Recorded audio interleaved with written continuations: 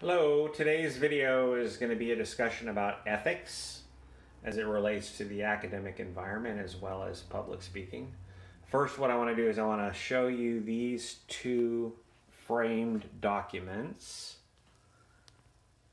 Okay, that is my master's degree from the State University. Wait, no, that's my doctorate. Anyway, down here is my master's degree from the State University. I proudly display these on the wall of my office to remind me of my accomplishment. That's relevant to this discussion about ethics. We'll get there in a minute. Generally, ethics, and without getting into a long, detailed sort of lecture about this, because there are entire courses that are taught on ethics. It has to do with the notion of right or wrong. Ethical behaviors in the academic world, as well as in the professional and your personal lives, are something that I believe we should all pay close attention to. Now, Chapter 3 of the textbook is about ethics, and a lot of what it talks about there has to do with ethics in relation to choices that you make in your presentations. But that's not what I want to focus on right now. I think you can go ahead and read about that in the chapter. What I want to talk about right now is this notion of academic dishonesty, and more specifically a form of academic dishonesty which is called plagiarism. The reason I like to talk about this in a speech class is because a lot of students may have heard about plagiarism, or you've had teachers or professors that have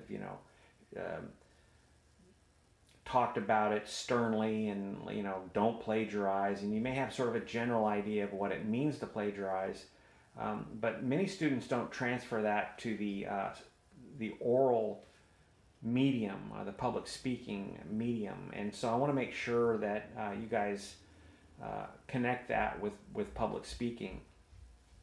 I have lots of stories about plagiarism. I'll just tell you right now that you guys can find speeches online. You can find examples of speeches online.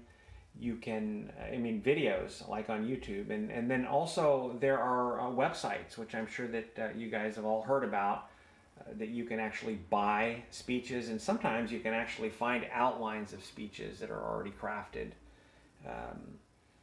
that you can use.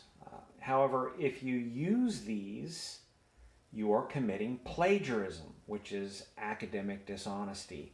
And I think what I'd like to do in this sort of lecture, if you will, is talk about this notion of locus of control.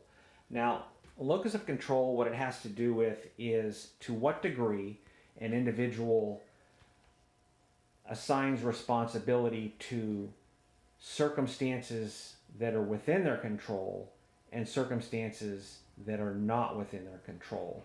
So, people work somewhere on a continuum with this locus of control thing. Some of us are swing pretty far into this notion of internal locus of control, which is if you have a very strong internal locus of control, when you're in a situation or some sort of conflict, you generally assign responsibility to yourself. You have a strong internal locus of control. If you have a very strong external locus of control, what it is, the individual generally blames, that's probably a harsh word, but assigns responsibility to circumstances, usually people outside of their control, if you will, or responsibility. So what the academic research says, and my doctorate is in educational leadership, is that students who have a more strong internal locus of control tend to succeed in college more than students that are driven more towards this notion of external locus of control, where they blame things on circumstances outside of their control. And it's kind of anecdotally, it sort of intuitively makes sense, which is if you're blaming everything and everybody for your inability to navigate a specific environment, chances are you're going to have a hard time getting through it. So the reason I bring this up is it has to do with a more general question when it talks talking about ethics is like, why are you here? Why are you doing what you're doing?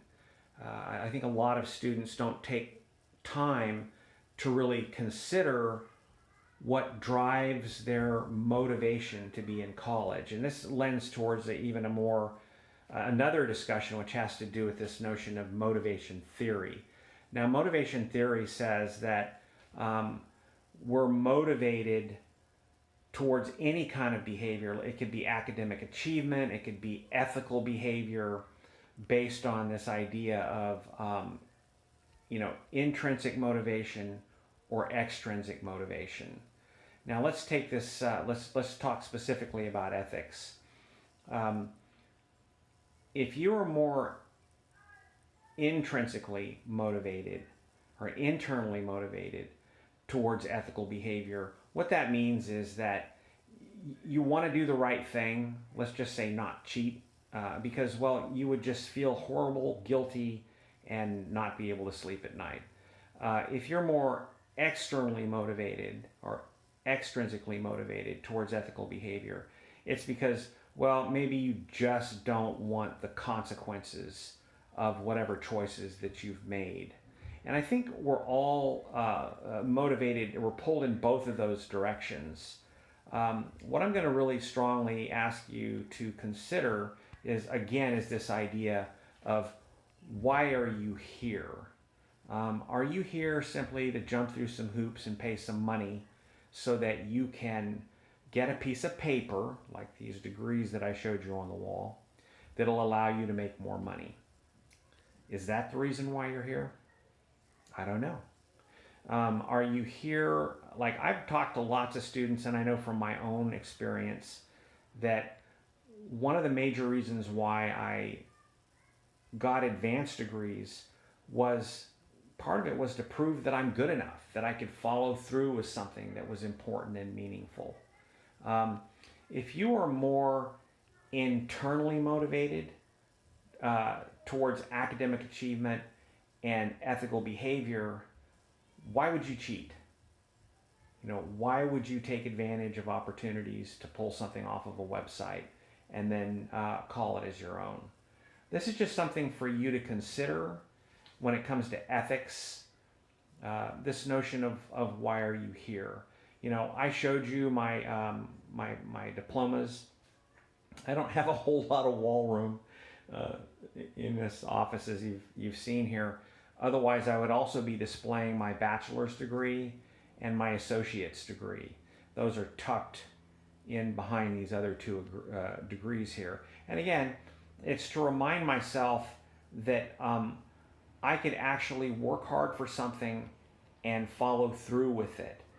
These degrees would have a lot less meaning for me if I would have cheated along the way and taken shortcuts.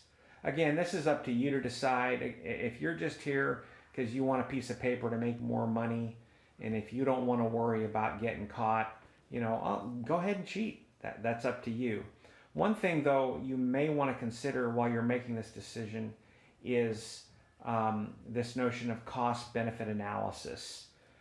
Cost-benefit analysis, it's really what it is it's like, how much is it going to cost me and what am I going to get out of it? And when you're doing this cost-benefit analysis around whether or not you're going to take the risk to cheat, you might want to make sure that you clearly understand this institution's protocols and the consequences that are associated with this academic dishonesty.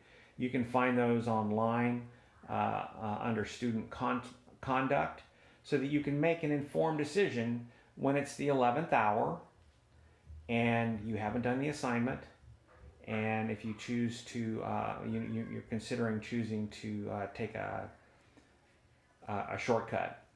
So again, chapter 3, it's about ethics. I thought it was really most important to talk about ethical behaviors when it comes to academic dishonesty. If you have any questions, especially around how much of how much of someone else's stuff you can use without citing, or you think that you might be crossing the line, just do the right thing.